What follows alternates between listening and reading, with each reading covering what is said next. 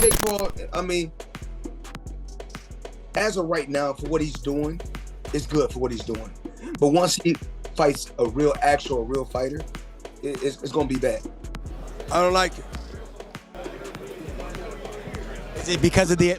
Jay, I look at Mike, it's like, I look at... Meanwhile, Mike Tyson just sent Jake a scary warning. Paul Tyson sends out another message on Snapchat, this time including a close-up of him with perspiration all over his face and the words "everyone has a plan till they start." Tyson's memorable phrase about strategy going out of the window and punched.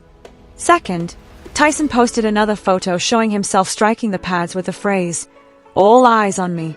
Paul will feel Iron Mike's big fists, according to Tyson's coach Rafael Cordo, who thinks the battle will be technical rather than brutal. He claimed that because there is a young fighter on the opposing side who can box and isn't scared, the fight won't be a massacre but rather a very technical one. Cordo went on to say that Tyson really wants Paul to panic during the fight. Mike's hands are so heavy that it will be hard to avoid touching Jake when Jake feels Mike's hands. There is no other way. We'll know how the fight will proceed. Jake in their next fight, Paul has openly promised to exact revenge on Mike Tyson by giving him a dosage of his own medicine. He declared, "I'm going to bite your ear off." Mikey Tyson famously disqualified for biting a piece of Evander Holyfield's ear in a moment etched in boxing history, faces Paul, who humorously references this iconic incident in a pre-fight message to his opponent. In another interview, Paul said, "I think people are underestimating me being able to deal with his power, and that's something that's going to make it interesting. I am biting off a lot. This is definitely the toughest, most savage, lethal opponent regardless of age, because power is the last thing to go." However, Paul has been heavily criticized by fans for his recent remarks, commenting on Paul's recent training footage. This fan said, "My grandma hits harder than that." Another added, "Mike will peel your skin like how you peel your banana at boxing." And this fan said, "Literally, you being at prime age, I can see your hand movements are so clearly, and you say you beat Mike." Now we know that the Paul brothers and Floyd Mayweather have found themselves in a constant clash. Their rivalry ignited with the inaugural bout between Logan Paul and Floyd Mayweather back in 2021. During the previous year, a tense altercation nearly erupted between Jake Paul and Floyd Mayweather outside the arena while they attended the Miami Heat versus Cleveland Cavaliers game. Is he someone you're interested in or no? Well, you know, if you go back, you got to do your homework, look on the internet. I think he was doing a sit-down podcast one time, and he talked about it. He said, I don't want to do an exhibition. But one thing I like about him, one thing I do like about him, he's selling it. He's selling it, and he's making good money, and he's entertaining. I like it. Logan Paul recently appeared on the In Depth with Graham Bensinger show, where he made a shocking disclosure on Mayweather's persistent resentment of Jake Logan. It seems that Mayweather still harbors strong hostility for Logan. Paul said that since then, Jake has always had a security guard. If you haven't seen it before, here's another video of a fight between Floyd and Jake in which Paul took Floyd's hat. Floyd has thugs who would kill a man for $200. I'm just working, man. What happened? You're not anymore? Since your loss? What happened since your loss? Yo, we gonna bust him up, guys? I told you before, put that Yo, let's bust him up. Where you running, Jake? Where you going since your fight? Since you lost? What's up, Jake? Where you going, Jake? Oh, he's running! He's running! While talking about the infamous hat-stealing incident, Logan revealed that although Jake had told him about his plan in advance, he hadn't thought Jake would follow through. Logan said, "Jake told me he was going to do it, but I didn't think he was going to do it. After the event, I felt like Jake had put me in jeopardy." Logan felt that Jake's actions had put him in danger, so he thought about the possible repercussions, particularly just 1 month before what he called the greatest moment of his life. Logan added, "It's stupid if I break my hand, get a concussion, or get up by Floyd's guys a month before the biggest moment of my life trying to save my little brother." In an open discussion with Steve Farhood on Showbox Iron, Mike Tyson bravely fought every challenger during his distinguished career as a professional boxer, engaging in epic battles against the leading figures of his period. Without hesitation, Mike was asked about his ultimate fantasy opponent from every era. Floyd Mayweather was identified by Mike Tyson as his ideal opponent. Tyson remarked, "Well, I would love to have fought him. I wish he was my weight. We can't fight because of the weight difference, but I wouldn't fight him the way they fought him." Farhood laughed appreciatively expressing his admiration for the response as the former world heavyweight champion explored the intriguing aspects of why dealing with Mayweather would have been captivating, but Tyson believes he would have known exactly how to deal with him.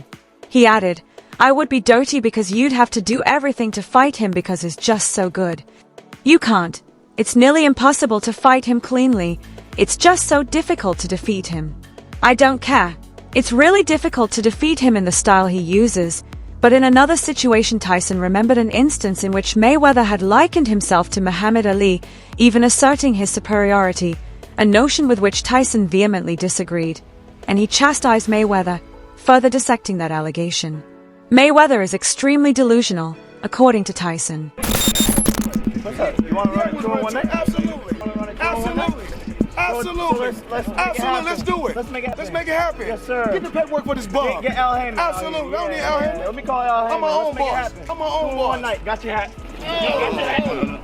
Returning to the fight between Tyson and Paul, now Roy Jones Jr., a well-known boxer who once faced Tyson in an exhibition match in 2020, expressed his confidence in Tyson's ability to defeat Paul by saying, "When I boxed him, he's still punched like Mike Tyson. If he hits anybody square on the chin, it's going to be problematic. I don't care who it is. I like Jake Paul. He's a good guy and is doing good with his boxing stuff," highlighting that Iron still possessed his famed striking power in the ring. Jones further stated, "I think it's a much younger opponent like Paul.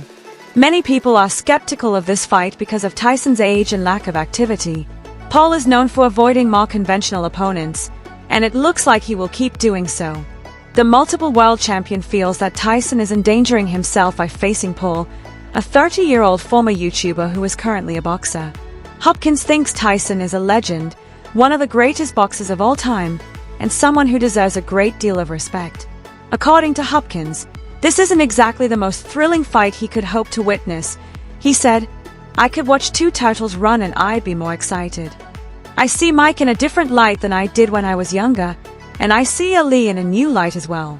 Marvin Hagler Sugar Ray Robinson Hopkins voiced his disapproval, describing the event as progressively turning into a carnival with some perspiration and, if lucky, some blood.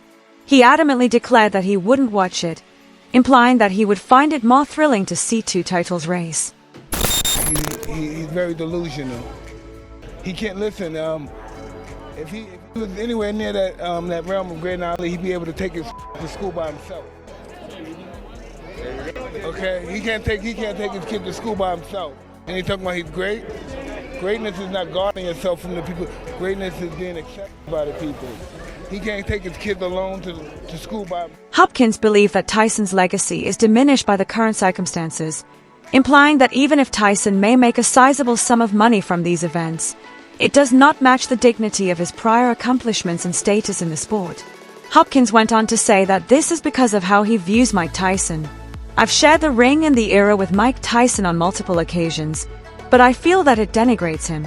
If he gets $100 million or $200 million, that's okay."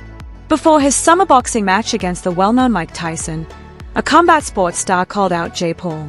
In response to a question about his ideal opponent for a bare-knuckle fight, Mike Perry mentioned popular YouTuber Jake Paul without hesitation, even as he issued a warning about his matchup with Tyson.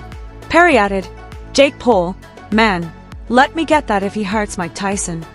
According to TMZ, Perry was one of Paul's sparring partners before his 2021 bout with Ben Askren. Perry added, "I wouldn't put it past Jake Paul because he's been doing stuff that people would say he's afraid of and things like that, which is part of what drew me to bare knuckle." Perry is a huge fan of Tyson, which explains why he would want to exact revenge on the 57-year-old if he is hurt, according to reports. In his straightforward statement, Perry acknowledged the challenge's authenticity and urged Jake to show himself in a more genuine test of skill by proposing a street fight in the event that Jake defeated Tyson. Perry continued, saying, "It seems real to me, so Jake man is definitely issuing you a challenge. If you get through Mike Tyson, test yourself for real and let's have a street fight." Additionally, Jake has some talent. Perry said, "I'm beating him as fast as he's beating these taxi drivers, especially bare knuckle. I'll hurt him and he'll cry and run away and cower in the corner in the fetal position regardless of outcomes," dismissing Jake's skills with a mix of appreciation for his talent and skepticism about his accomplishments, comparing them to defeating unskilled opponents. That concludes today's film, which highlights how combat sports are changing and how the quest for greatness and entertainment legacy interact in intricate and frequently contentious ways. Remember to hit the bell button, subscribe, and give a like if you liked it so you don't miss any of our future videos.